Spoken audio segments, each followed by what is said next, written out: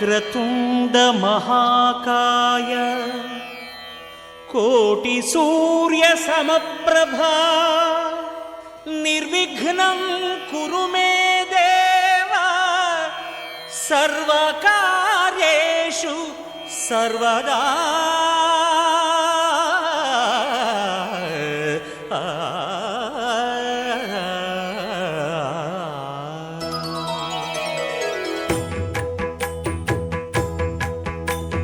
జయ జయ శుభకర వినాయక శ్రీకాణిపాకవర సిద్ధి వినాయక. జయ జయ శుభకర వినాయక శ్రీకాణిపాకవర సిద్ధి వినాయక. ఆ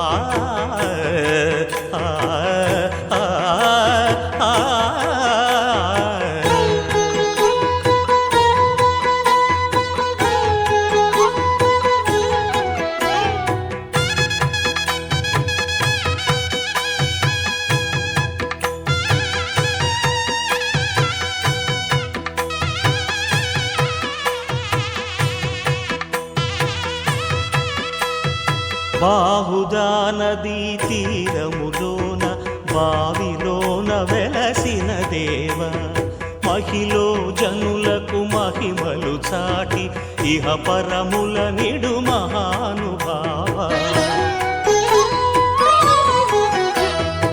ఇష్టమైనది వదిలిన నీకడ ఇష్ట కామ్యములు తీర్చే గణపతి. పురియుచు వరములను సగుచు నిరతము పెరిగే మహాకృతి. సకల చరాచర ప్రపంచమే సన్నుతి చేసే విఘ్నపతి. నీ గుడిలో చేసే సత్య ప్రమాణం ధర్మదేవతకు నిలుపును ప్రాణం. విజయ కారణం విఘ్న నాశనం కాణిపాకమున నీ దర్శనం. జయ జయ శుభకర వినాయక శ్రీకాణిపాకవర సిద్ధి వినాయక. జయ జయ శుభకర వినాయక శ్రీకాణిపాకవర సిద్ధి వినాయక.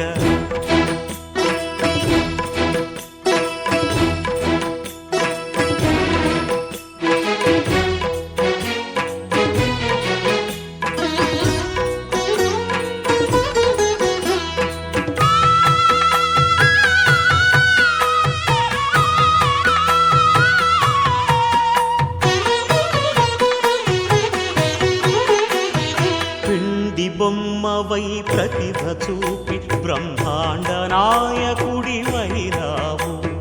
మాతా పితలకు ప్రదక్షిణముతో మహాగణపతిగా మారావు. భక్తుల మొరలాలించి బ్రోచుటకు గజముఖ గణపతి వైరావు. బ్రహ్మాండమునే బొజ్జలో దాచి లంబోదరుడవు అయినావు.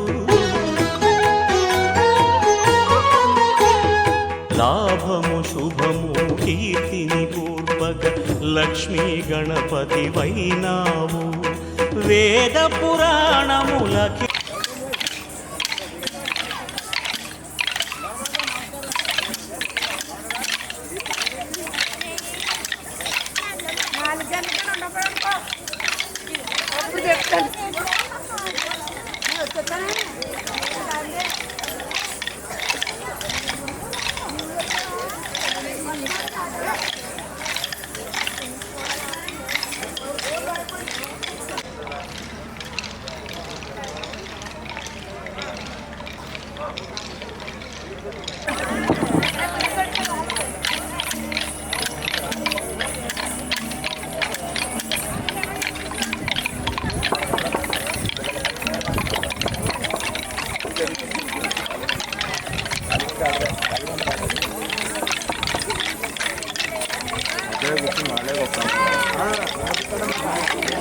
అందరూ తరలి రావాల్సిందిగా కోరుతున్నాం. హిందూ బంధువులందరూ స్టేజ్ ఎదురుకుండా ఉన్న కుర్చీల్లో కూర్చోండి.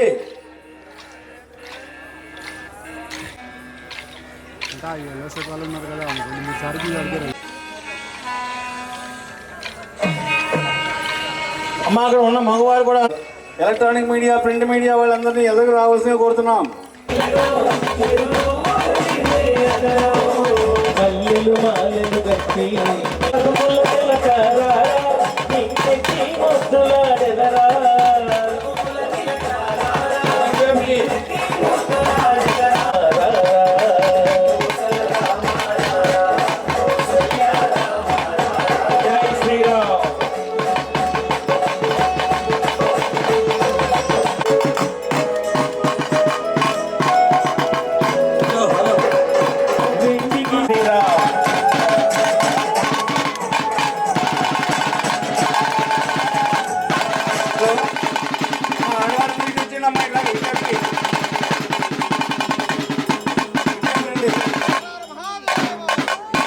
ఆశ్రమవాసులు శ్రీ గవర్సాని గోపాలకృష్ణ స్వాగతం సుస్వాగతం. 10 నిమిషాల తర్వాత యాద్ చేసి సరే సార్, అలాగే సార్.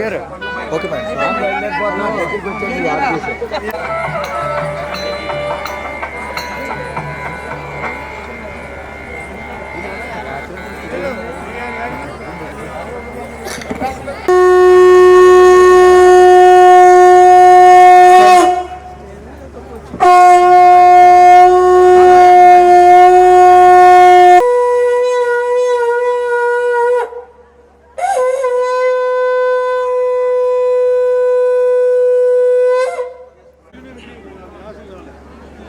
రండమ్మా,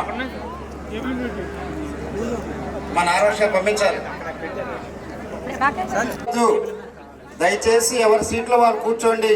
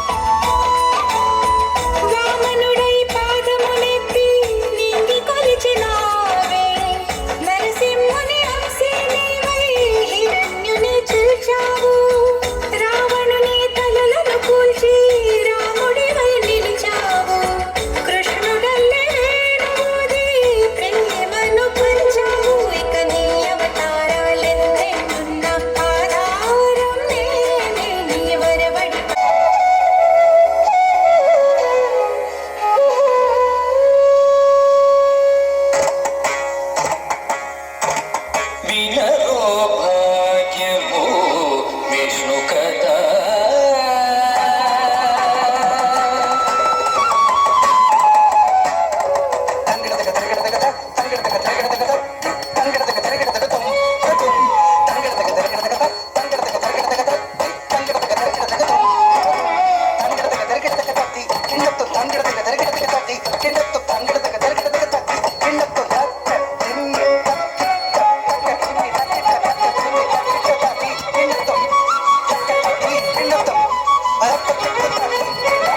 వినరో భాగ్యము విష్ణు కథ వినరో భాగ్యము విష్ణు కథ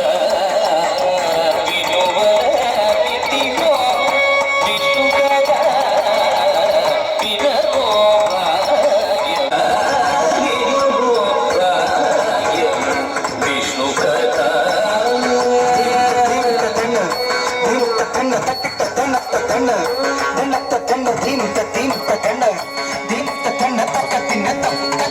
భాగ్యము విష్ణు కథ వినరో భాగ్యము విష్ణు కథ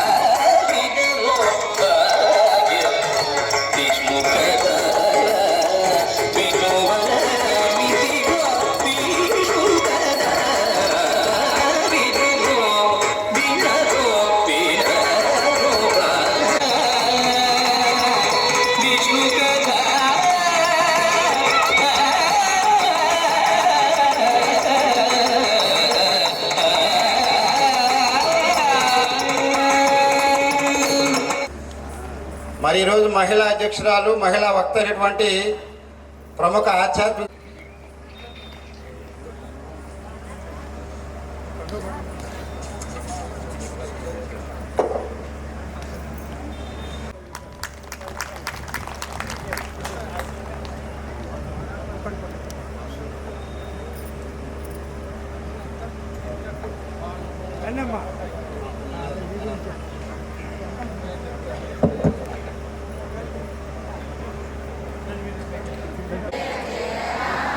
శ్రీరామ జయ రామ జయ జయ రామ.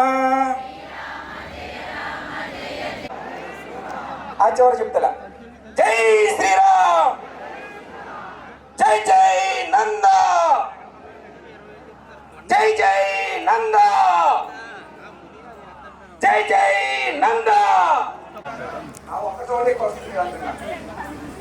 మాతరం మాతరం मातरम, जय बोलो श्री रामचंद्र मूर्ति की, प्यार से बोलो, जोर से बोलो, जय श्री राम, जय श्री राम.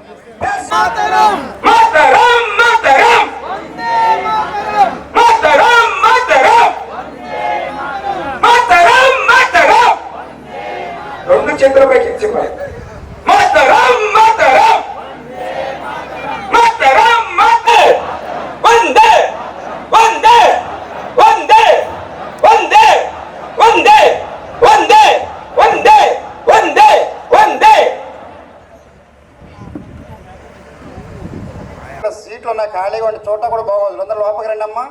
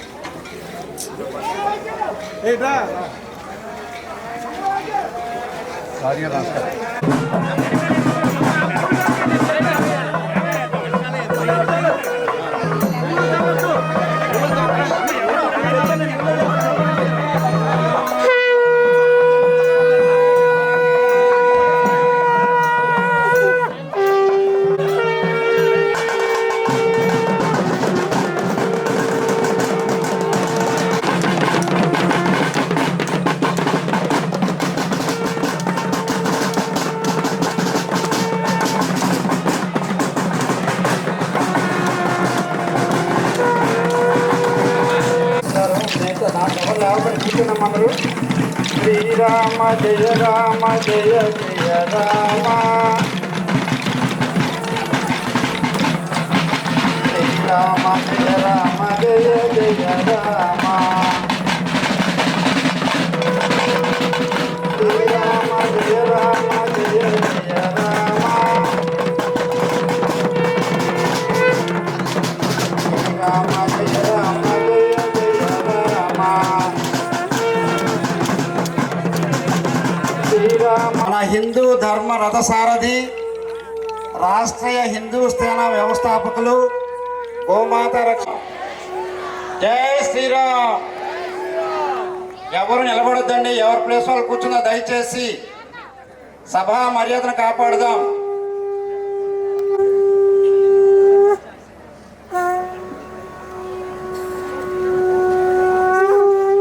మరి ముందుగా జ్యోతి ప్రజ్వలతో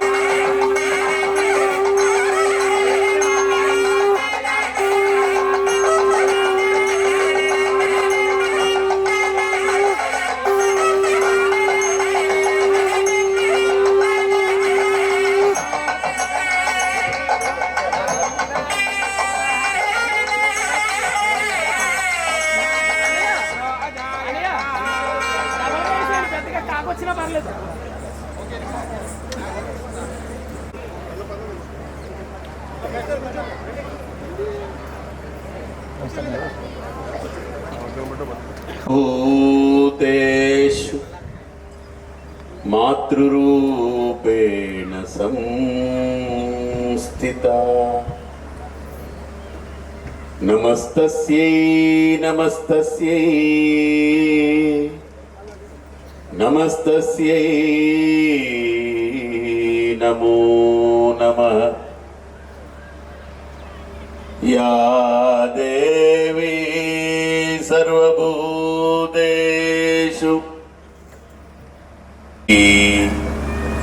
నమస్తస్యై నమో నమః. యా దేవీ సర్వభూతేషు శాంతిరూపేణ సంస్థిత.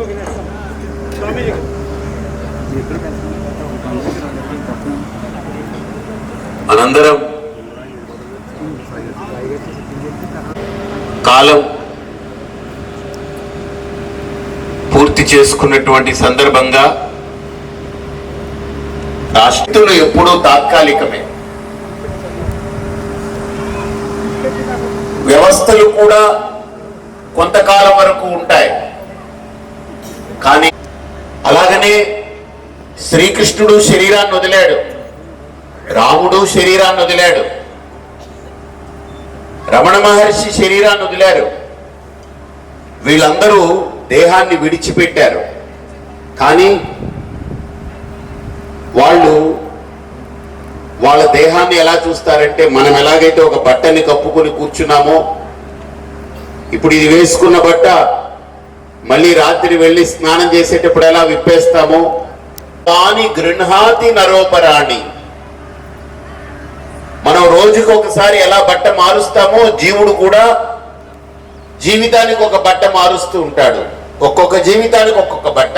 మనం ఈ రోజు మార్చిన బట్ట రేపటి వరకు ఎలా మళ్ళీ తిరిగి ఇంటికి వచ్చేదాకా ఏం చేయలేంగా. అలాగనే వాళ్ళు తొడుక్కున్న శరీరానికి కూడా ఏదైనా ఇబ్బంది కలిగినా, ఏ లోపం ఉన్నా ఆ లోపంతో గెంటేస్తూ ఉంటారు, వాళ్ళు లెక్క చెయ్యరు. కాబట్టి అలాంటి మహనీయులు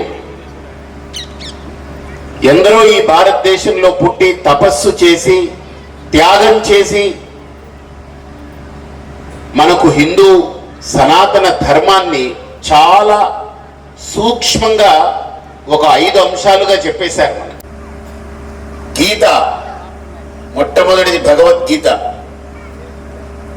2 గంగా, అంటే ఎక్కడైతే శివుడి యొక్క జటాజూటాల నుంచి జాలువారి ఆ గంగ ఈ పుడమిని పవిత్రం చేయడానికి ప్రవహిస్తూ ఉందో, ఆ గంగని కూడా గీత ఎంత పవిత్రమో గంగ అంత పవిత్రమని చెప్పారు. 3వది గాయత్రి. గాయత్రి అనే మంత్రం.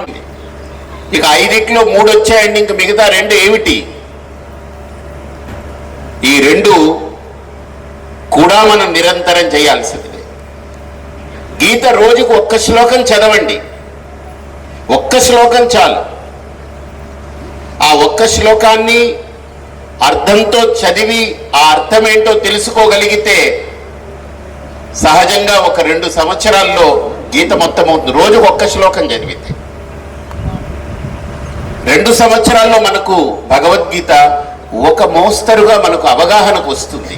అసలు మన బ్రతుకేంటి, మన జీవితం ఏంటి, మనం ఎలాంటి గొప్ప సంస్కృతిలో పుట్టాము, ఎలాంటి గొప్ప ధర్మానికి మనం వారసులుగా ఉన్నామనేటువంటిది.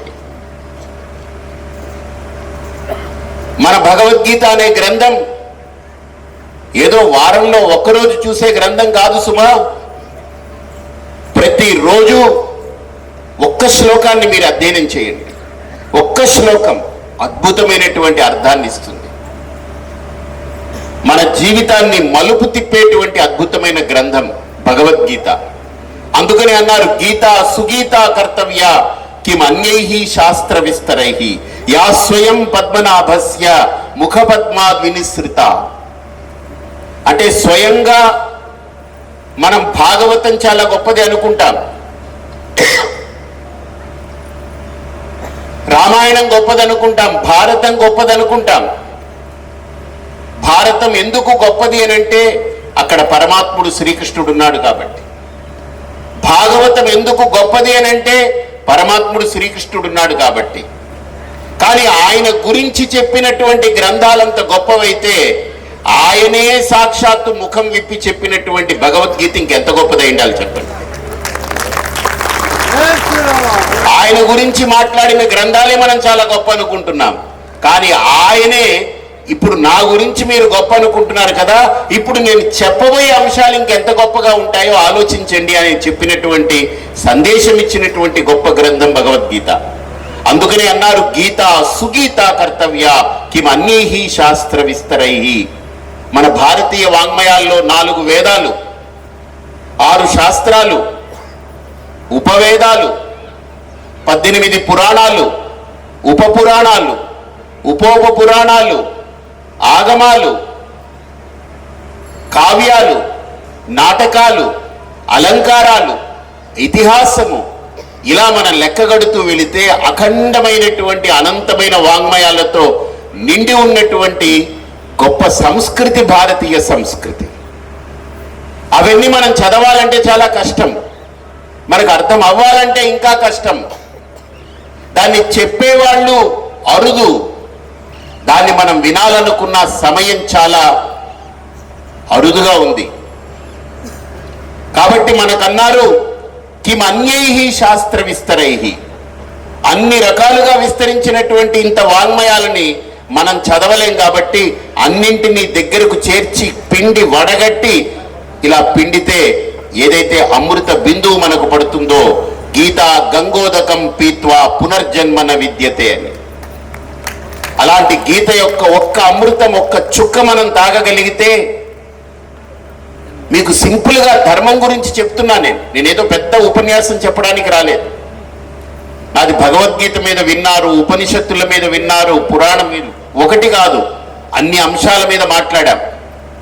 ఎన్నో చెప్పాను, మీరు టీవీలో వింటుంటారు, చూస్తుంటారు. కానీ ఈరోజు ఇది మరి సామర్లకోట అంటారా, ఏమిటంటారు దీన్ని, పెద్దాపురమా ఏంటిది?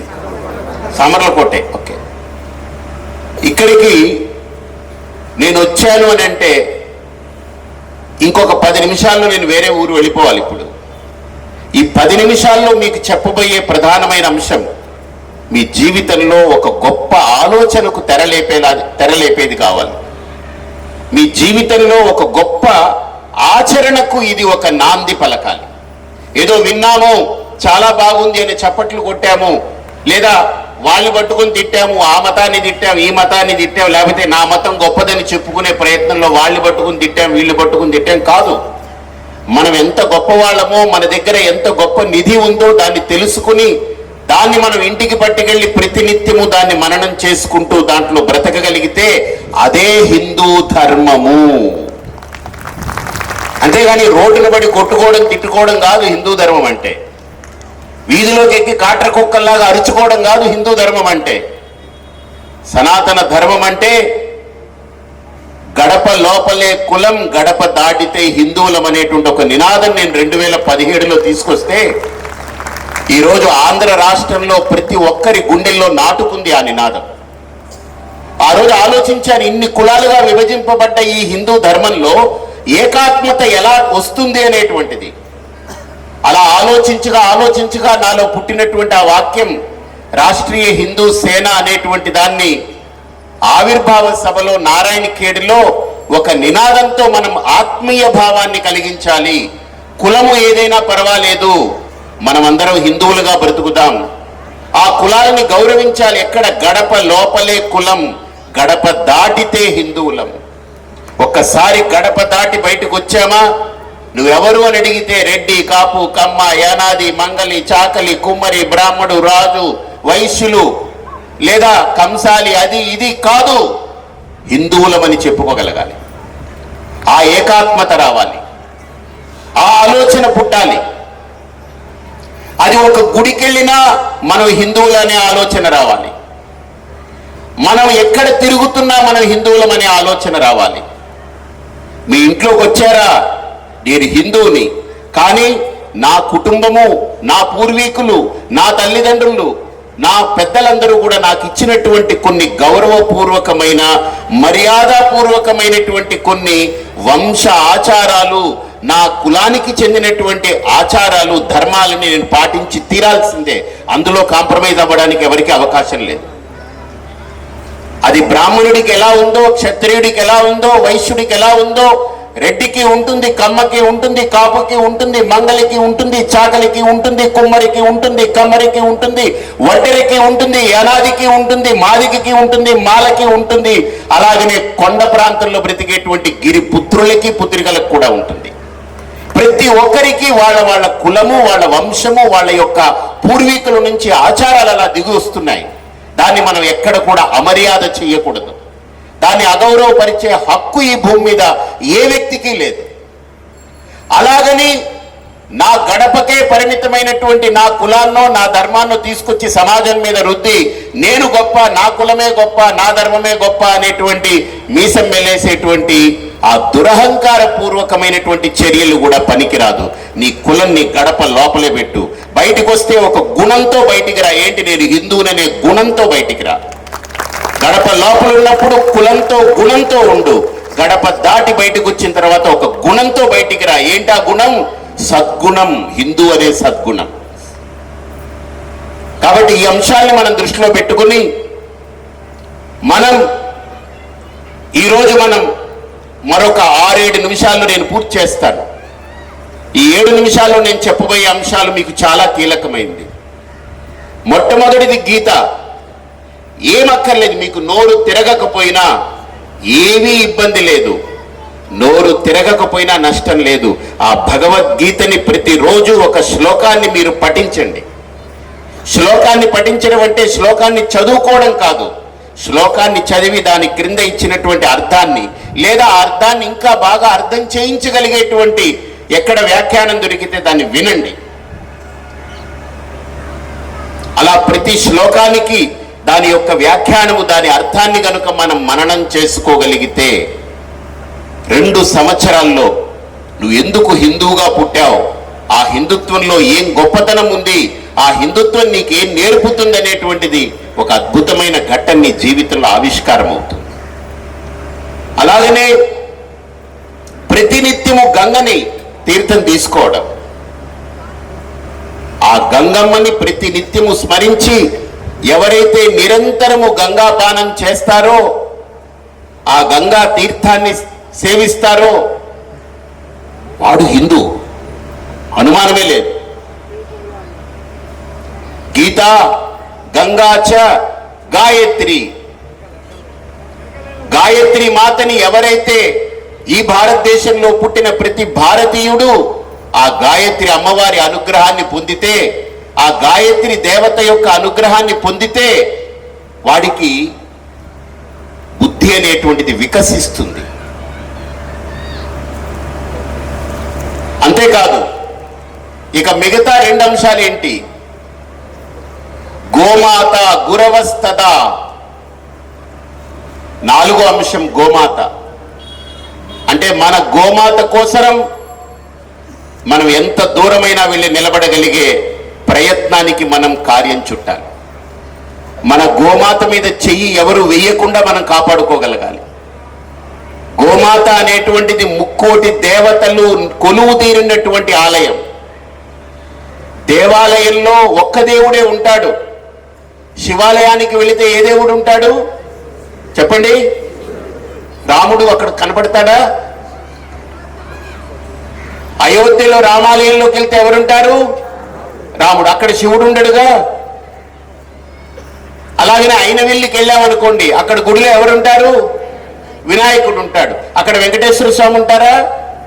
లేదు. తిరుపతికి వెళ్ళామనుకోండి, ఎవరుంటారు? వెంకటేశ్వర స్వామి.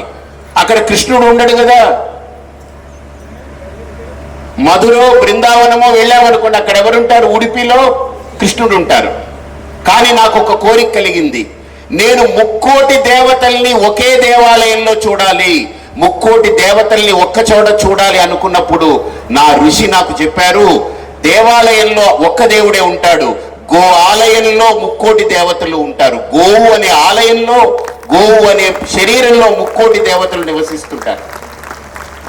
కాబట్టి ఒక్క దేవుడు ఉండే ఆలయాన్ని మనం ఎంతో పవిత్రంగా చూస్తామే, ఎంతో గొప్పగా ఉంచుకుంటామే, మరి ముక్కోటి దేవతలు నివసించే ఒక గోమాతని ఇంకెంత పవిత్రంగా చూడాలి, ఇంకెంత గొప్పగా ఆరాధించాలి.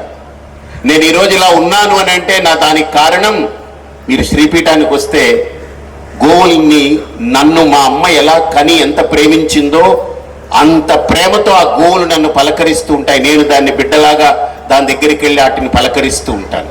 ఏదో ఆవులు పశువులని చూడను, నేను వాటిని నా తల్లి తండ్రి లాగా భావిస్తాను. కారణం అంత ప్రేమను పంచుతాయి. అంతేకాదు, ఒక గోవుతో మనం జీవిస్తే, ఒక గోవుతో మనం ప్రయాణం చేస్తే ఏ దోషాలు అంటవు, ఏ నవగ్రహాలు మన దరిచేరవు, ఏ పీడ ఉండదు, ఏ శత్రువు ఎవడైనా బయట వాగాల్సిందే కానీ మన పరిధిలోకి వచ్చాడా తునాతునకలైపోతాడు. గోవు యొక్క శక్తి అలాంటిది. మీరు గమనించుంటారు, ఋషుల దగ్గరికి పెద్ద పెద్ద రాజులు వాళ్ళు వీళ్ళు వెళ్ళి, ఏమిటయా ఈయన దగ్గర ఏది చిన్న పాకలో ఉంటాడు, గోచి కట్టుకుని ఉంటాడు, ఈయన దగ్గరికి మేము ఇంతమంది వస్తే సైన్యంతో అరగంటలో ఇంతమందికి భోజనం పెట్టాడు, ఏంటి ఈయన దగ్గర ఏముందని చూస్తే ఆయన పెరట్లో గోమాత ఉండేది. ఏమిటిది, ఒక ఆవు, ఒక జంతువు ఇంత శక్తివంతమైందా అని అంటే అది ఆవు జంతువు కాదండి, గోవు దేవత, ముక్కోటి దేవతలకి నిలయమని. అయితే నాకు ఇది కావాలన్నాడు ఆ రాజు. నీ దగ్గర ఎందుకయ్యా, నువ్వు సాధువు గోచి పెట్టు కూర్చుని తపస్సు చేసుకునేవాడివి, నీకెందుకు, నాకు ఇస్తే నేను నా రాజ్యాన్నంతా కూడా బాగా నడుపుతానని. అప్పుడు ఆయన ఋషి అన్నాడు, రాజా నీతో నేను పోటీ పడలేను, నీతో మాటకి మాటకి నేను ఎదురు నిలబడలేను, నేను సాధువుని, ఒక తపస్సు చేసుకునేవాడిని, నీ ఇష్టం, నీకు అలివైతే, నీకు చేతనైతే, నీకు సామర్థ్యం ఉంటే దాన్ని పట్టుకుపో అన్నాడు ఆయన. ఈయన వెళ్ళాడు, దాన్ని మొత్తం తాడేసి కట్టి పట్టుకురండి రా అన్నాడు. అరే ఇంతమంది వస్తే అరగంటలో అంతమందికి అన్నం తీసుకొచ్చి పెట్టగలిగినటువంటి గోమాతని నువ్వు ఏదో చాంతాడేసి తిప్పితే కడితే కట్టబడుతుందా? అది ఈడ్చిపెట్టి తొక్కి మొత్తం తాట తీసి సైన్యం అంతా చంపి పాడేసింది ఒక్క గోవు. ఆ రాజుకి మతిపోయింది, ఏమిటిది, ఒక జంతువు, నేను అడవిలో వేటకెళితే సింహాలు పారిపోతాయి, పులులు పారిపోతాయి, ఏనుగులు భయపడిపోతాయి, అలాంటిది ఒక ఆవు ఏంటిది, నా సైన్యం మొత్తాన్ని ఒక్క ఆవు చంపేసింది అని ఆయన వెళ్ళాడు. వెళ్ళి చూస్తే ఆవు చూస్తా ఉంది అలాగా. ఈయన ఆవును చూశాడు, ఈయన దగ్గరికి వెళ్ళాడు. ఒక గిరి గీసినటువంటి గీతలో ఆవు నిలబడింది. ఆ రాజు ఆ గీతను దాటి లోపలికి వెళ్ళలేకపోయాడు. ఆ శక్తి గోవు యొక్క ఆ గోమాత యొక్క శక్తి అలాంటిది. అప్పుడు ఆ రాజు భయభ్రాంతులకి గురయ్యి కంపించిపోయి ఆ ఋషి దగ్గరికి వెళ్ళాడు. వెళ్ళి ఇది ఏమిటయా, ఇదంతా ఏంటి అని అంటే, అప్పుడు ఆ ఋషి అన్నాడు, అది గోవుని జంతువుగా చూస్తున్నావు రాజా, నీ బుద్ధిలో అది కేవలం జంతువుగానే, చతుష్పాద జంతువుగా ఉంది, 4 కాళ్లతోటి ఉన్నట్టుగా ఒక జంతువు అనుకుంటున్నావు. కాదు, ముక్కోటి దేవతలకి నిలయం అది. ఒక్క దైవాన్నే తట్టుకోలేం, ముక్కోటి దేవతలు నిలయమున్న గోవును నువ్వు తట్టుకోగలవా అని మాట్లాడితే, మరి ఎలాగ నాకు ఈ గోవు నాకు కావాలి అని అంటే, నువ్వు తపస్సు చేస్తే వస్తుంది అన్నారు. అలా తపస్సు చేసిన వాడిగానే విశ్వామిత్రుడిగా మారాడు ఆయన. ఆయన ఆఖరికి ఆ తపస్సు చేసి చేసి చేసి గోమాత అనుగ్రహంతో గోవుని తీసుకెళ్లాలనే ఆలోచనకి మర్చిపోయి ఆయన గోమాత ద్వారా ఎంతో విద్యను పొంది గాయత్రి మంత్రాన్ని కూడా దర్శించి లోకానికి అందించి రాముడికే గురువుగా ఒక ఖ్యాతిని ఆర్జించాడు విశ్వామిత్ర మహర్షి. కాబట్టి గోమాత అనుగ్రహంతో ఆయన బ్రహ్మర్షి అయ్యాడు. కాబట్టి మన సనాతన ధర్మంలో మనం విడిచిపెట్టని మనతో అవినాభావ సంబంధం ఉన్నటువంటి మరో 4వ అంశం గోమాత. ఇక ఆఖరిది 5వ అంశం. మొదటిది ఏంటి మీకు చెప్పింది, చెప్పండి గట్టిగా, వెనకాల నుంచి వినపడట్లేదు. ఈత, భగవద్గీత. రెండోది గంగా. 3 గాయత్రి. 4 గోమాత.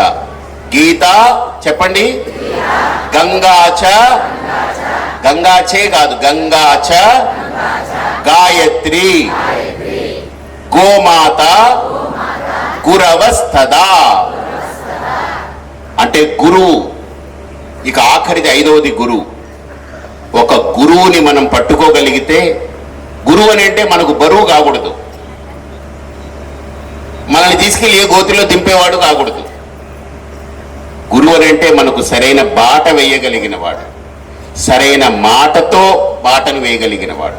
ఏది పడితే అది మాట్లాడి, ఎప్పుడు పడితే అప్పుడు మాట్లాడి, ఎలా పడితే అలా మాట్లాడి, చంద్రవందరమైన జీవన విధానంతో కాకుండా ఒక నియమబద్ధమైన జీవన విధానం, ఒక అకుంఠిత దీక్ష మహాసంకల్పంతో సాధకుడైనటువంటి స్థితిని పొందున్నటువంటి వాడు. లోపల ఎలా ఉంటాడు అని అంటే ఖాళీగా ఉంటుంది, హాయిగా. జిస్ హాల్ మే జిస్ వేష్ మే జిస్ దేశ్ మే రాహో రాధారమణ రాధారమణ రాధారమణ కహో అని. ఎలా ఉంటాడంటే బయటికి మనలాగానే ముక్కు, ఇప్పుడు ఆవు ఉంది చూసారా, అన్ని జంతువుల్లాగా 4 కాళ్ళు, కొమ్ములు, తలకాయ, తోక అన్ని కనబడుతుంటుంది. అది కూడా గడ్డి మేస్తుంది, పేడ వేస్తుంది, పాలిస్తుంది, మూత్రం వేస్తుంది, అన్ని మామూలు జంతువులాగానే ఉంటుంది. కానీ ముక్కోటి దేవతలకి అది ఎందుకు నిలయమైంది అని అంటే, అన్ని జీవరాశుల్లోకెల్లా దేవతలందరూ కొలువు తీరి ఉండాలనుకున్నటువంటి ఏకైక పవిత్రమైన ప్రదేశం గోమాత యొక్క దేహం. అలాగే మనలాగనే మనిషిలా 2 కాళ్ళు, చేతులు, బట్టలు తొడుక్కుని తిని మామూలుగా తిరుగుతూ ఉన్నప్పటికీ, మనతో మాట్లాడుతున్నప్పటికీ, చూస్తున్నప్పటికీ, వ్యవహరిస్తున్నప్పటికీ, మనకన్నా లోపల ఎక్కడో ఉన్నతోన్నతమైన స్థితిలో తన మానసిక స్థితిని పొందున్నటువంటి సాధకుడే గురువు అని అంటే. కాబట్టి అలాంటి గురువుని మనం పట్టుకోవడం చాలా గొప్ప విషయం. గురవః బహవః సంతి.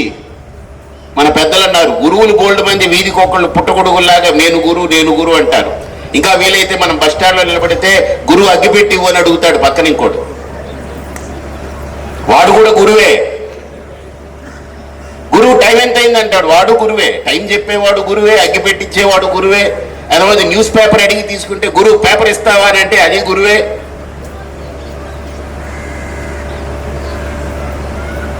ఇది కాదు గురువు అంటే.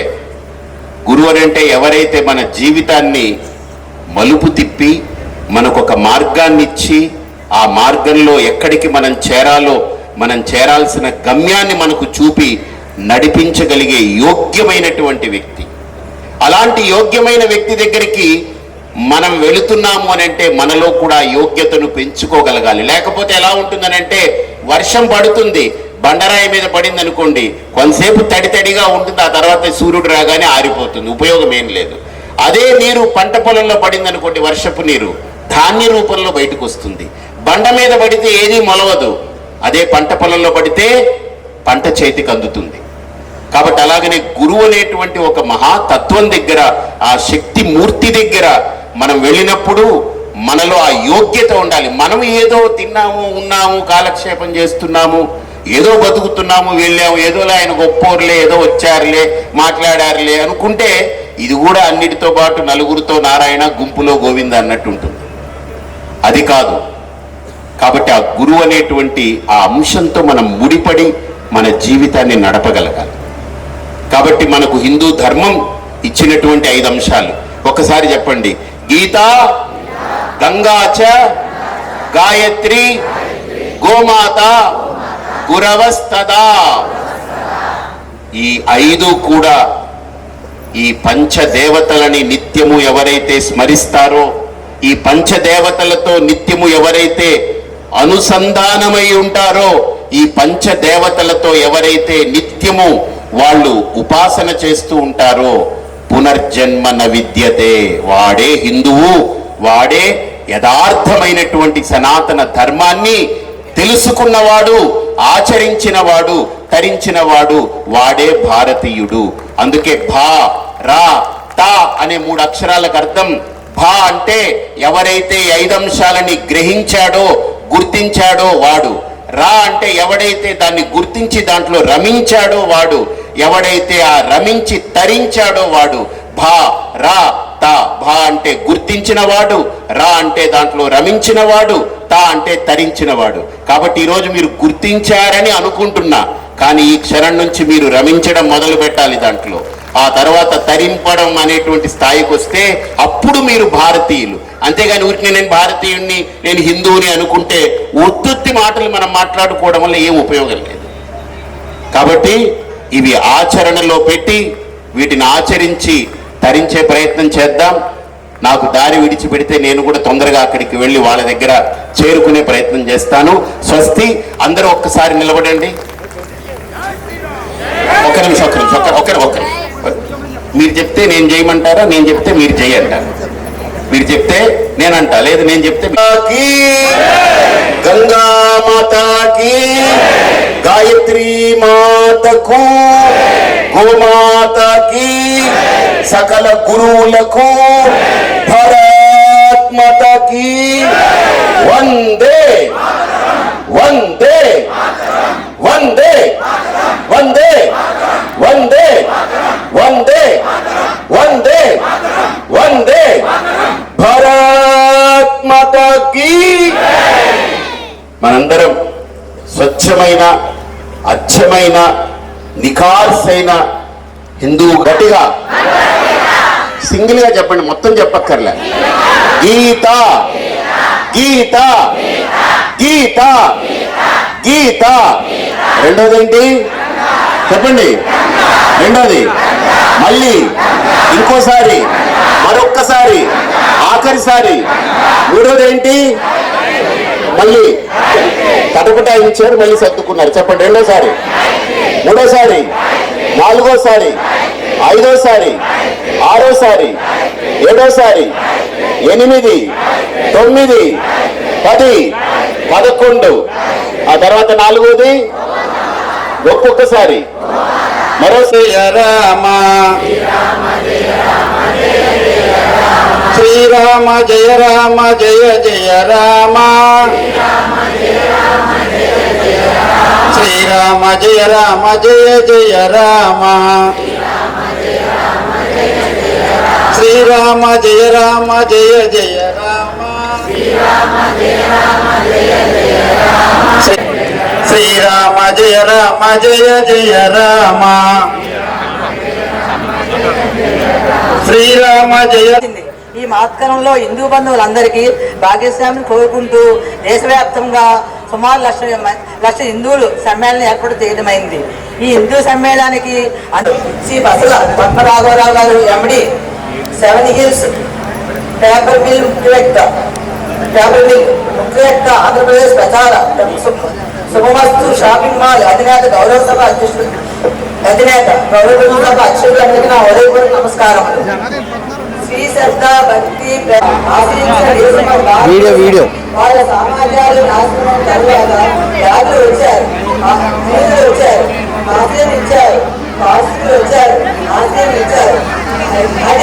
సనాతన ధర్మానికి జై, మాతాజీకి, గోమాతకి, భారతమాతకి జై శ్రీరామ్, జై శ్రీరామ్, జై శ్రీరామ్. ఈ రోజు పెద్దలు నాకు ఇచ్చిన ఈ అవకాశం. శ్రీరామ్. అయ్యా ఎవరు లేవద్దు, కార్యక్రమం ఇంకా మిగిలేదు. ఇంకా కల్చర్ ప్రోగ్రామ్స్ చాలా ఉన్నాయి. అనంతరం ప్రసాద వితరణ తీసుకుని అలంకరించినటువంటి పెద్దలకు, వేదిక ముందున్నటువంటి సామర్లకోట ఉపమండల హిందూ బంధువులకు శుభాభినందనలు. ఈ కార్యక్రమం ప్రారంభమయ్యే ముందు ఇంత వెలుతురులో, సూర్యుని వెలుతురులో కార్యక్రమం ప్రారంభమవుతున్నప్పటికీ కూడా సంఘజీవిని సమాజము కోసం బ్రతకాలి అనే ఒక భావననిచ్చేది దీప ప్రజ్వలన. సంవత్సరాలు బానిసత్వంలో నొక్కుతున్న సమయాన పరం పొందిన డాక్టర్ హెడ్గేవర్ అనేటువంటి మహానుభావులకు ఏమైండేదేనని ఆ విద్యార్థి జవాబు రాశారంట. ఆర్ఎస్ఎస్ పెట్టకుండా ఉంటే ఈ క్వశ్చన్ పేపర్ ఉర్దూలో వచ్చిండేది అన్నారంట. అది అయిండేది ఆర్ఎస్ఎస్ పెట్టకుండా ఉంటే. మాత్రమే రైలు బోగీలు హిందూ బంధువుల మొండ్యాలు నిండిన తలలతో, హిందూ బంధువుల తలలు నిండిన రైలు బోగీలు భారతదేశానికి పాకిస్తాన్ భూభాగం నుంచి వస్తుంటే చలించిపోయారు పరం పొందిన గురూజీ. ఇక్కడ ఉన్నటువంటి పరం పొందిన గురూజీ వారు ఆజ్ఞాపించారు, పాకిస్తాన్ భూభాగంలో ఉన్నటువంటి చిట్ట చిమ ఎవరైతే భారతదేశానికి రావాలనుకుంటున్నారో ఆ చిట్ట చివరి హిందువు భారతదేశానికి వచ్చేదాకా పాకిస్తాన్ భూభాగాన్ని ఏ స్వయం సేవకు కూడా విడిచిపెట్టకూడదంటే, ఏ స్వయం సేవకు కూడా పాకిస్తాన్ భూభాగాన్ని విడవకుండా అక్కడ ఉండి అనేక మంది హిందూ బంధువుల మానాలను, ప్రాణాలను, ఆస్తులను ప్రాణాలకు తెగించి రక్షించింది రాష్ట్రీయ స్వయం సేవక సంఘం. ఆ రోజు హిందూ బంధువులను ఈ దేశానికి స్వాతంత్రం వచ్చిన తర్వాత మన భారతదేశాన్ని ఇండియాగా మార్చారు. రాష్ట్రీయ స్వయం సేవక సంఘ యొక్క సైద్ధాంతిక భూమికతో పోరాడుతున్నటువంటి అఖిల భారతీయ విద్యార్థి పరిషత్తు అటక్ నుంచి కటక్ వరకు, కశ్మీర్ నుంచి కన్యాకుమారి వరకు ఉవ్వెత్తున ఉద్యమాలు లేవదీసింది. ఏమని? I am not Indian, I am Bharatiyan. My country is not India, my country is Bharat అని చెప్పి పెద్ద ఎత్తున ఉద్యమాలు లేవదీస్తే ప్రభుత్వం 4 మెట్లు కిందకి దిగి వచ్చి రాజ్యాంగంలో ఇండియా దట్ ఈస్ భారత్ అని పెట్టింది. ఈ రోజు రాజ్యాంగంలో భారత్ అనే పదం ఉన్నదంటే అది కేవలం రాష్ట్రీయ స్వయం సేవక సంఘ యొక్క కృషి ఫలితాలు మాత్రమే. హిందూ బంధువులారా, ఒకటా రెండా స్వాతంత్రం వచ్చిన తర్వాత గోవాకి సత్యాగ్రహాలు ఆచరించింది Rashtriya Swayam Sevak Sangh. Save Kashmir today to save Bharat tomorrow, save Assam today to save Bharat tomorrow అని చెప్పి యావత్ భారతదేశంలో ఉద్యమాన్ని లేవదీయడం ద్వారా ఈ రోజు 7 సిస్టర్స్ ఈశాన్య రాష్ట్రాలు ఏవైతున్నాయో అక్కడ భారతీయులు అని చెప్పుకోగలుగుతున్నామంటే కేవలం రాష్ట్రీయ స్వయం సేవక సంఘ్ యావత్ భారతదేశం నుంచి అనేక మంది పూర్తి సమయ కార్యకర్తలు, ప్రచారకులు పంపిబట్టి ఈ రోజు 7 సిస్టర్స్ ఈశాన్య రాష్ట్రాలు భారతదేశంలో మిగిలి ఉన్నాయి. కేవలం రాష్ట్రీయ స్వయం సేవక సంఘ్ కృషి వల్లనే. హిందూ బంధువులరా,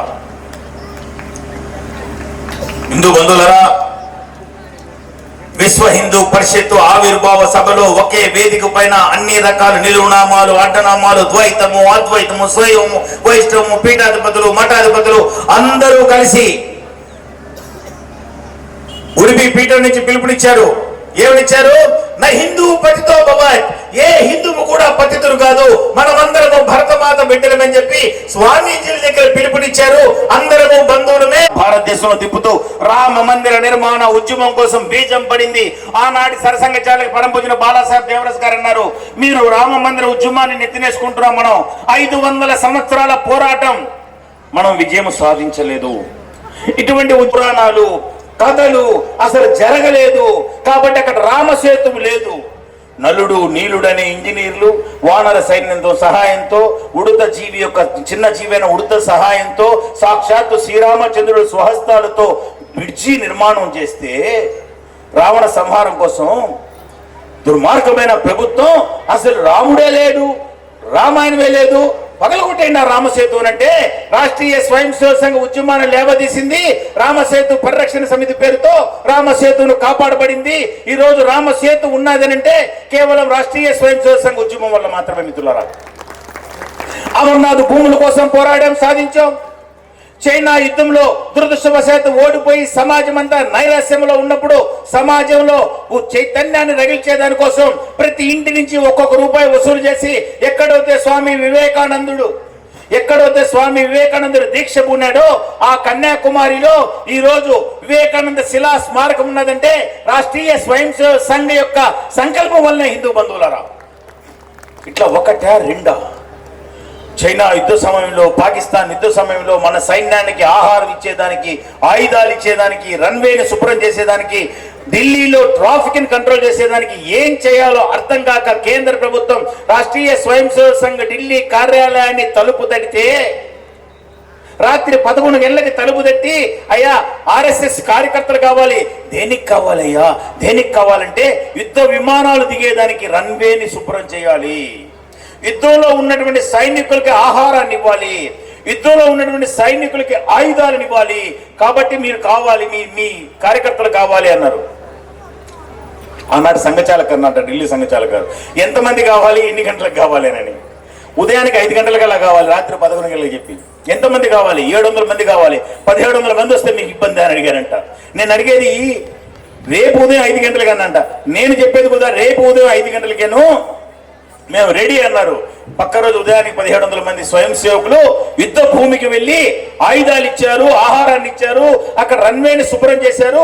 ఆ రోజు యుద్ధంలో మనం విజయం సాధించామంటే రాష్ట్రీయ స్వయం సేవక సంఘం వల్ల మాత్రమే. ఆ విజయం సాధించిన తర్వాత ఆనాడు ప్రధాని జవహర్లాల్ నెహ్రూ చెప్పాడు, ఇప్పటిదాకా నేను భారతదేశానికి త్రివిధ దళాలు మాత్రమే ఉన్నాయనుకుంటున్నాను.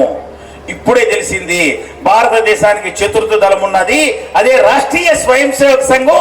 మీరందరూ ఢిల్లీ పేరేడ్కి వచ్చి పేరేడ్ చేయమంటే RSS వెళ్ళి పేరేడ్ చేసింది అక్కడ హిందూ బంధువులను. దివిసీమలో ఉప్పెన వస్తే వేలాది మంది చనిపోతే అంత్యక్రియలు దహన సంస్కారాలు చేసేదానికి కూడా గతి లేని పరిస్థితుల్లో రాష్ట్రీయ స్వయం సేవక సంఘ కార్యకర్తలు శవసేన పేరుతో శవ దహనము చేస్తే ఆనాటి సర్వోదయ నాయకులు ప్రభాకర్ గారు వచ్చి చూసి అన్నారంట, అయ్యా నేను RSS అంటే ఇప్పుడు దాకా రాష్ట్రీయ స్వయం సేవక సంఘం అనుకుంటున్నాను, ఇప్పుడే తెలిసింది RSS అంటే రెడీ ఫర్ సెల్ఫ్లెస్ సర్వీస్ అని చెప్పి ఆ విధంగా RSS కి రెండో పేరు ఇచ్చారు, రెడీ ఫర్ సెల్ఫ్లెస్ సర్వీస్. నిస్వార్థ సేవకు ఎప్పుడు సిద్ధంగా ఉండేది RSS అని చెప్పి. ఇన్ని కార్యక్రమాలు, ఇన్ని ఉద్యమాలు, ఇన్ని ఉపద్రవాలు, 3 సార్లు నిషేధం అయినప్పటికీ కూడా హిందూ సమాజం యొక్క ప్రోత్సాహంతో, హిందూ సమాజం యొక్క మద్దతుతో ఇన్ని విజయాలు సాధించి 100 సంవత్సరాల ప్రయాణము చేసినందుకు గాను సామర్లకోట గ్రామ ప్రజలు హిందూ సమ్మేళనం పెట్టుకుంటున్నాము, మీరు రావాలి అంటే నెల్లూరు నుంచి మిమ్మల్ని అందరినీ కలిసేదానికి నేను రావడం జరిగింది. ఈ సందర్భంగా రాష్ట్రీయ స్వయం సేవక సంఘం ఒకటి కోరుకుంటుంది. రాష్ట్రీయ స్వయం సేవక సంఘం ఏం కోరుకుంటుందంటే, భారత మాతని మనము విశ్వగురు స్థానంలో నిలబెట్టాలి. ఇది మన ఆకాంక్ష, ఇది మన లక్ష్యం. దేనికోసం? విశ్వశాంతి కోసం. దీనికోసం వికసిత భారత్ కావాలి, దీనికోసం వైభవ భారత్ కావాలి, దీనికోసం సమృద్ధి భారత్ కావాలి, దీనికోసం గీతా భారత్ కావాలి, దీనికోసం వేద భారత్ కావాలి, దీనికోసం ఆధ్యాత్మిక భారత్ కావాలి, దీనికోసం ఈ పుణ్యభూమి, ధర్మభూమి, యోగ భూమి, కర్మభూమి, జ్ఞాన భూమి, గీత పుట్టిన ఈ భూమిలో మనము 5 రకాల పరివర్తనలు తేవాలి. సాక్షాత్తు దేవుడు పుట్టిన భూమి మన భూమి, గుర్తుంచుకోండి హిందూ బంధువులరా. మిగతా ఎడారి మతాలు ఏం చెప్తున్నాయి? ఒక ఆయనేమో దేవుడు పుత్రుడు అంటాడు, ఒకడేమో దేవుని దూత అంటాడు. హిందుత్వం మాత్రమే చెప్తుంది సాక్షాత్తు దేవుడు శ్రీకృష్ణ పరమాత్ముడు, దూత కాదు. మనం దేవుడిని పూజిస్తాం, దూతలను కాదు. గుర్తుంచుకోండి, దేవుడు పుట్టిన నేల ఇది, దేవుడు నడయాడిన భూమి ఇది. ఎందుకోసం అంటే నేను భారతీయుని కాబట్టి, మనమందరం భారతీయులం కాబట్టి చెప్పడం లేదు. ఎప్పుడు పుట్టిందో తెలవనటువంటి వేదము ఏమి నిర్వచించింది అంటే, ఏ భూమిలో అయితే కృష్ణ జింక అనే జీవి నడయాడుతుందో ఆ భూమి మాత్రమే దేవీ దేవతలు పుట్టేదానికి అనువైన భూమి అని వేదం చెప్తుంది. భయావాసులు చెప్పడం లేదు, RSS చెప్పడం లేదు. ప్రపంచంలో భారతదేశంలో తప్ప ఇంకెక్కడ కృష్ణ జింక ఉండదు, భారతదేశంలో మాత్రమే ఉంటుంది. అందుకని ఇది దేవభూమి, అందుకని దేవీ దేవతలు నడయాడతారు. అటువంటి పుణ్య భూమిలో జన్మించాం మనం. ఈ పుణ్య భూమిని విశ్వగురు స్థానంలో నిలబెట్టాలి. విశ్వగురు స్థానంలో నిలబెట్టే దానికోసం రాష్ట్రీయ స్వయం సేవక సంఘం ఏం కోరుకుంటుందంటే, ఇందాక స్వామీజీ ఒక 5 రకాలు చెప్పారు, నేను సంఘం ఇంకొక 5 చెప్పింది. రాష్ట్రీయ స్వయం సేవక సంఘం ఏం చెప్తుందంటే, సమాజంలో 5 రకాల పరివర్తనలు రావాలి, అవే పంచ పరివర్తన్. ఈ 5 రకాల మార్పులు వస్తే తప్పకుండా మనం విశ్వగురు స్థానంలో అలంకరిస్తాం. రాబోయే అమృత కాలము మనకి శ్రేష్టమైన కాలం. దానిలో ఒకటి భారతదేశానికి వెన్నెముక లాంటిది కుటుంబ ప్రబోధ. భారతదేశానికి వెన్నెముక కుటుంబం, కానీ ఆ కుటుంబం ఈరోజు ఏక కుటుంబాలు అయిపోతున్నాయి. అన్నదమ్ముల మధ్య వైషమ్యాలు, అక్క తమ్ముల మధ్య వైషమ్యాలు, అన్నా చెల్లెల మధ్య వైరుధ్యాలు, కుటుంబాలు విడిపోతున్నాయి. అత్తా కోడళ్ళ కొట్లాట, వదినా మరదళ్ళ కొట్లాట. కాబట్టి కుటుంబాలు కలిసి ఉండాలి, కుటుంబాలు కలిపి ఉంచండి అని చెప్పి రాష్ట్రీయ స్వయం సేవక సంఘం పిలుపునిస్తూ ఉంది. ఒకసారి యమదూతలు వచ్చారంట, ఒక మహిళని తీసుకుని, అమ్మా నీ టైం అయిపోయింది పోతాం పానని. ఆమెనిందంట, మీరెందుకు వచ్చారా నా దగ్గరికి? నా కాలం నాకు టైం అయిపోతే స్వర్గం నుంచి కదా పిలుపు రావాలి, మీరెందుకు వచ్చారు అనిందంట. అమ్మ మేము కూడా బ్యాలెన్స్ షీట్ చూసాము, లెక్కలు కరెక్ట్గానే ఉన్నాయి, నీ పాపం ఎక్కువ ఉంది, పుణ్యం తక్కువ ఉంది, వాటి ముందు పాపం పని అయిపోతే తర్వాత స్వర్గం సంగతి ఆలోచిస్తామన్నమాట. పుణ్యం కూడా కొంత చేస్తున్నాను కదా, కొంత పుణ్యాన్ని తీసుకొని నా చావుని ఒక 3 నెలలు వాయిదా వేయండి అన్నాడు.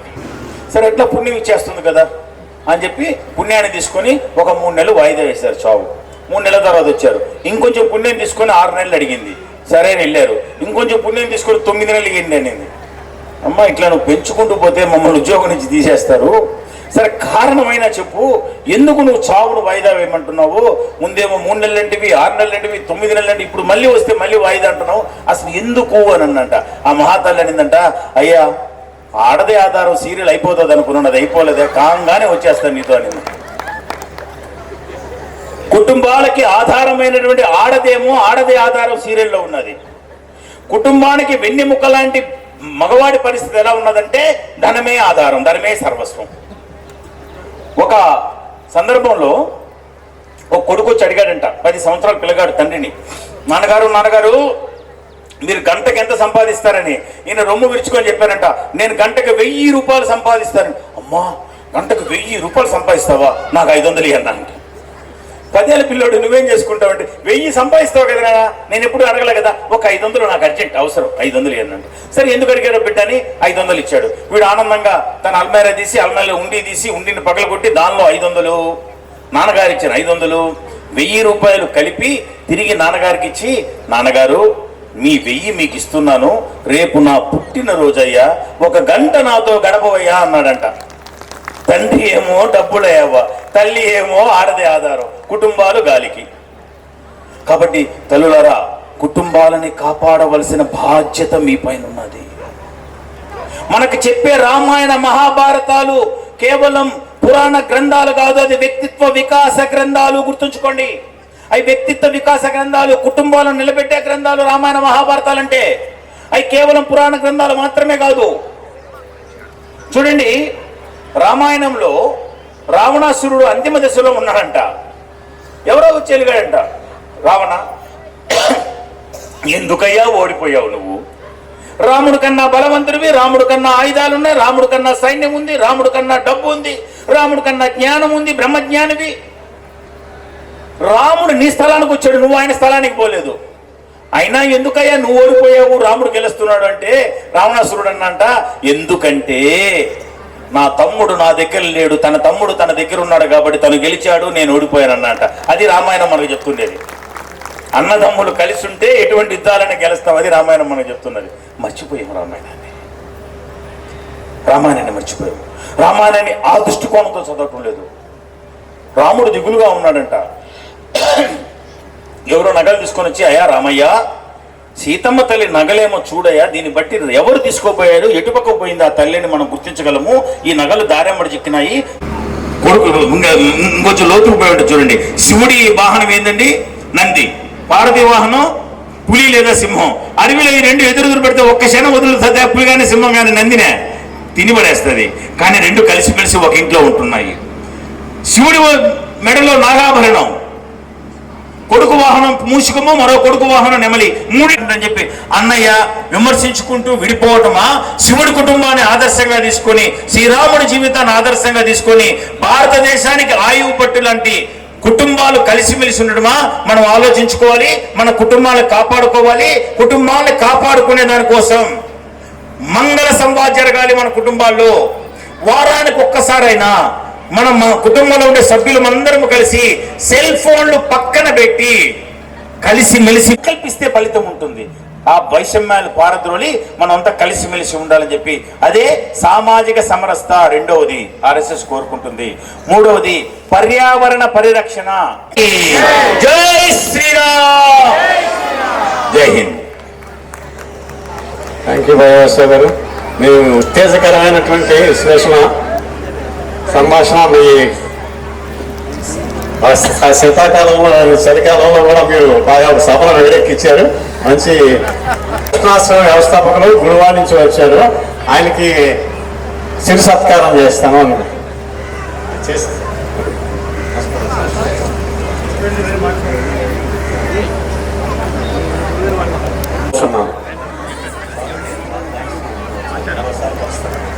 సర్వే సంతు నిరామయ,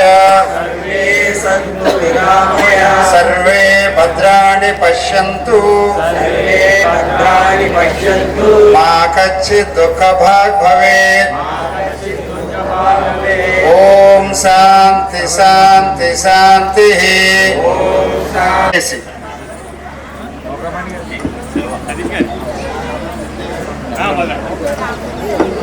వాటర్ ప్యాకెట్ లేపించాను, ఒక 5 ప్యాకెట్లు.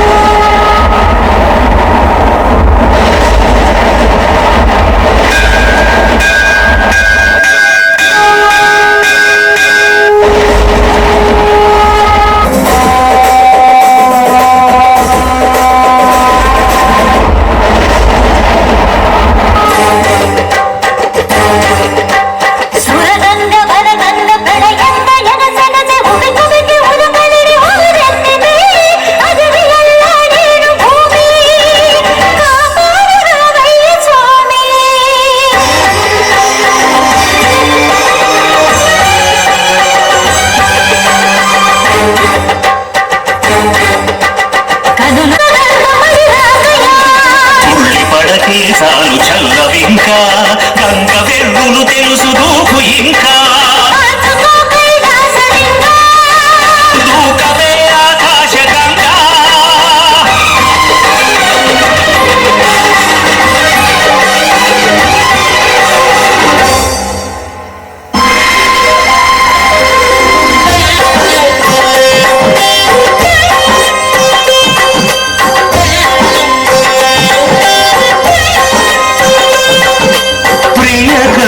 కదులేల పొంగి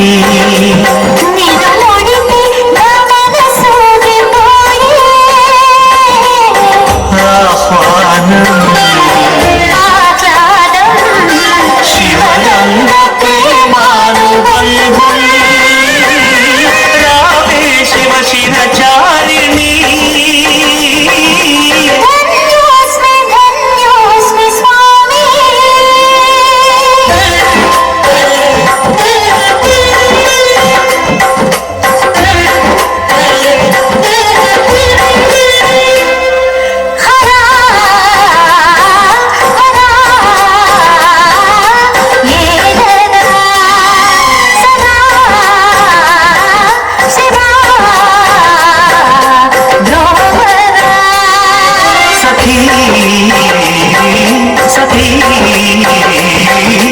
పార్వతీ ప్రియే సమ్మతి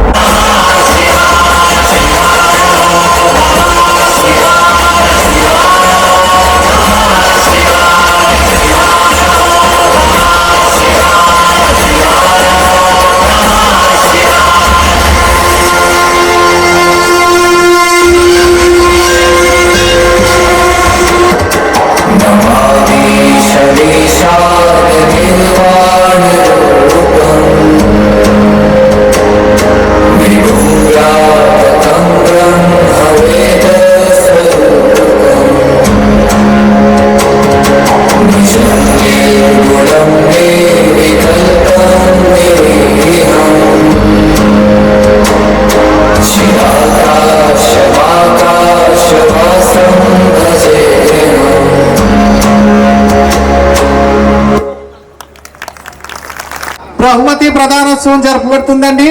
కావున ఈ యొక్క కార్యక్రమంలో సాంస్కృతిక కార్యక్రమాలు ప్రదర్శించినటువంటి బాలబాలికలందరూ కూడా వేదిక వద్ద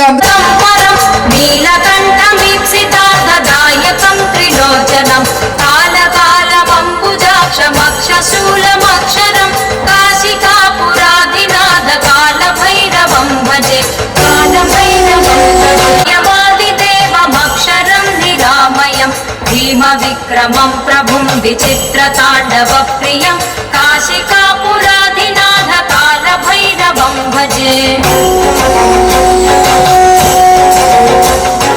ముక్తి ముక్తిదాయకం ప్రశస్త చారు విగ్రహం భక్తవత్సలం స్థిరం సమస్త లోక విగ్రహం నిక్వణన్ మనోగ్రహేమ కింకి నీల సత్కటిం కాశికాపురాధినాథ కాల భైరవం భజే.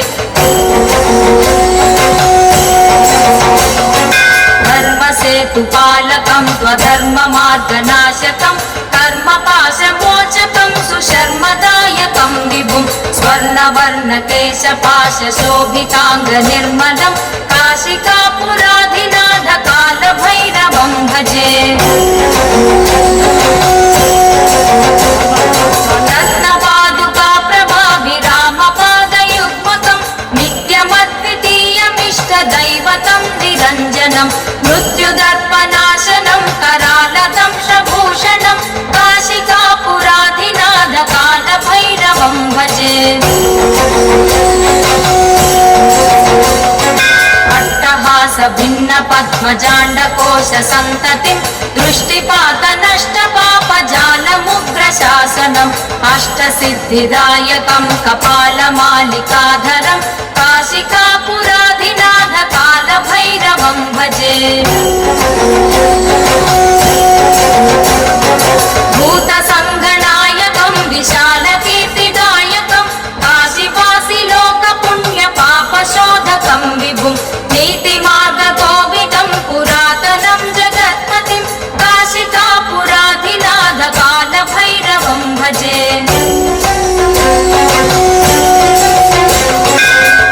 कालभैरवाष्टकं पठन्ति ये मनोहरं ज्ञानमुक्तिसाधकं विचित्रपुण्यवर्धनं शोकमोहलोभदैन्यकोपतापनाशनं ते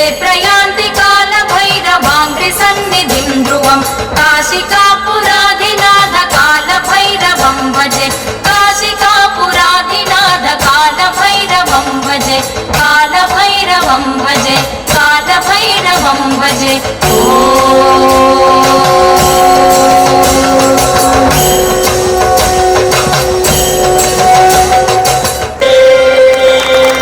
జై శ్రీరామ్.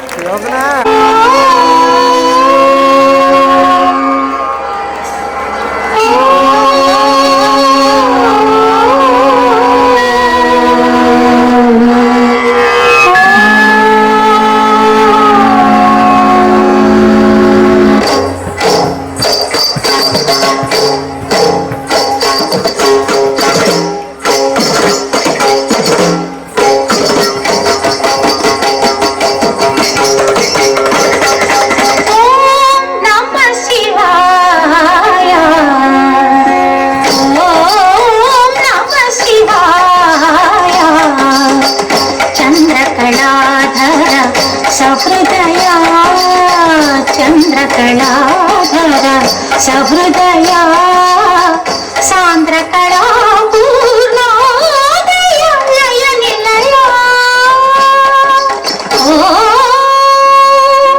ओम नमः शिवाय ओम नमः शिवाय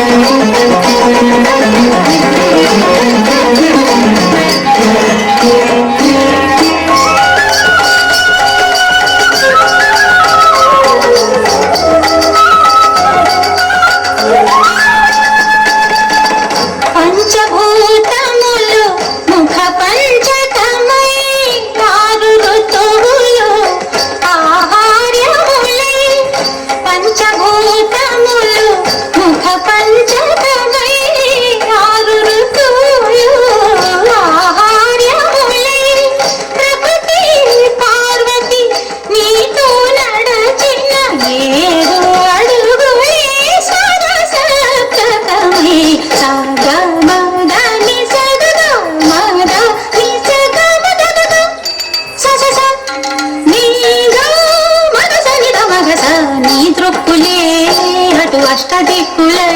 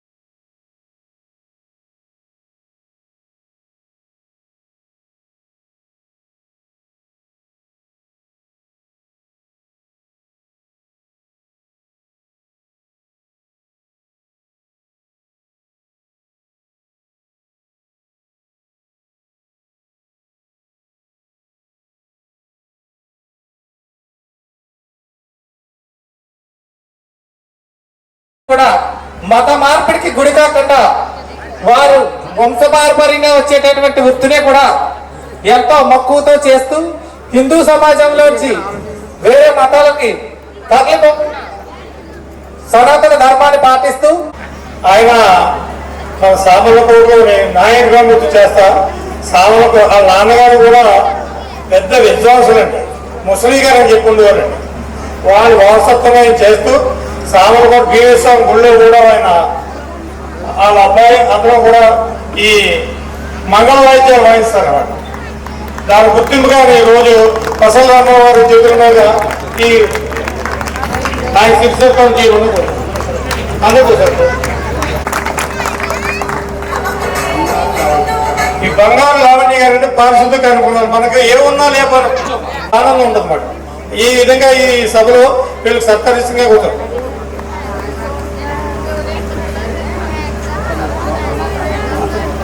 అనంత లోకం గారండి కూర్చోమ్మ. ఆయన ఆవిడ ఎన్ని ఇబ్బందులు వచ్చినా సరే మనం ధర్మం వదలలేదు. ఈరోజు నేనేంటంటే ఎంతో కష్టపెట్టారు, ఎంతో ఇబ్బంది పెట్టేశారు. అన్ని ప్రాబ్లం ఫేస్ చేస్తే ఇవాళ మన సనాతన ధర్మం వదలకుండా ఆ ధర్మాన్ని కాపాడుకుంటా ఈ రోజు కూడా నిలబడి పోరాడుతుంది ఆవిడ. దాని గురించి ఈరోజు ఆవిడ కూడా శిర సత్కారం చేస్తున్నాం.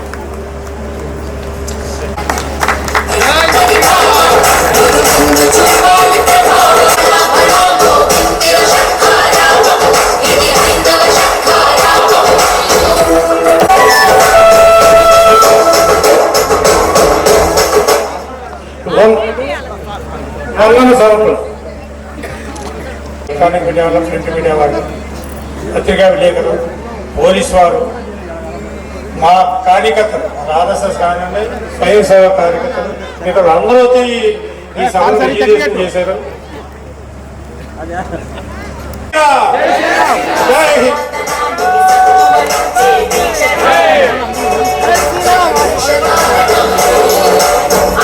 కార్యక్రమాన్ని ఇంత అద్భుతంగా రూపకల్పన చేయడం, నిర్వహించడంలో అనేక మంది పాత్ర ఉంది.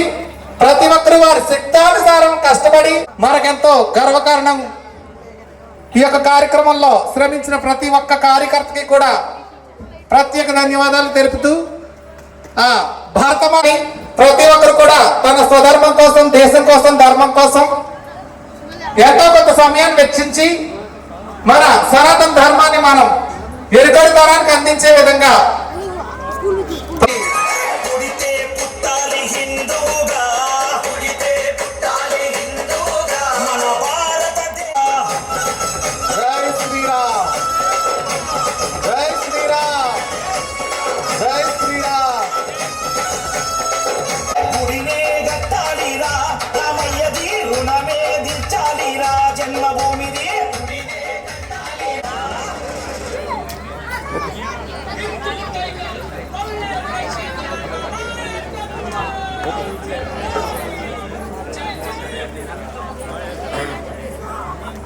దమ్మున్న హిందువులం, గంగనీటి బిందువులం, సనాతన ధర్మానికి మేమంతా వారసులం. నీ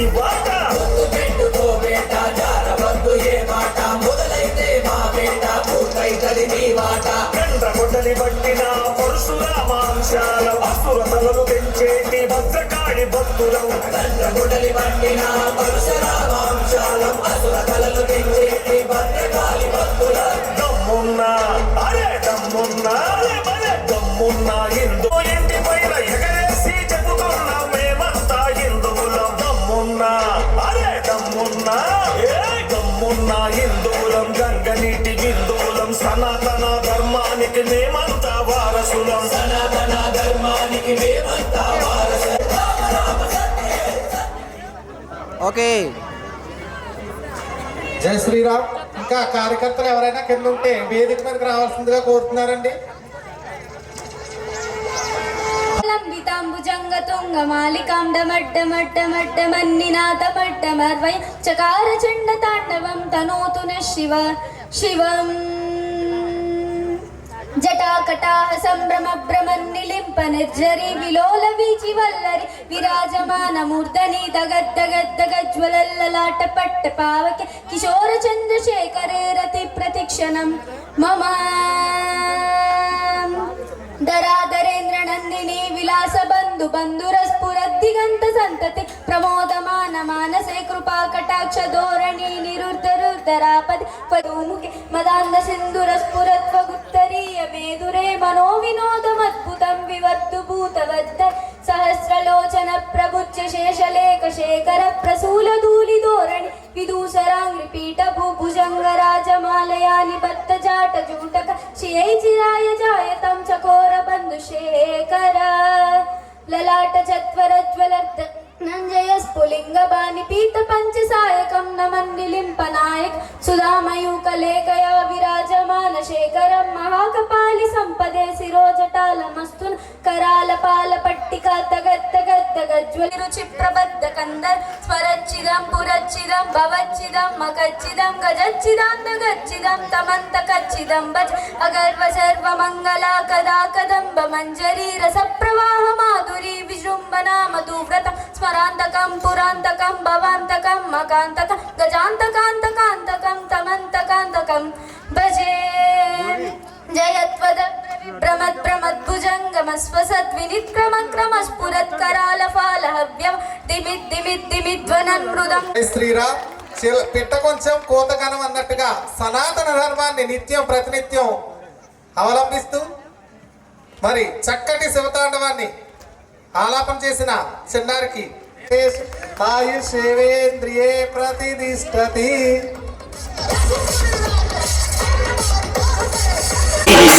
మెడలో వేసిన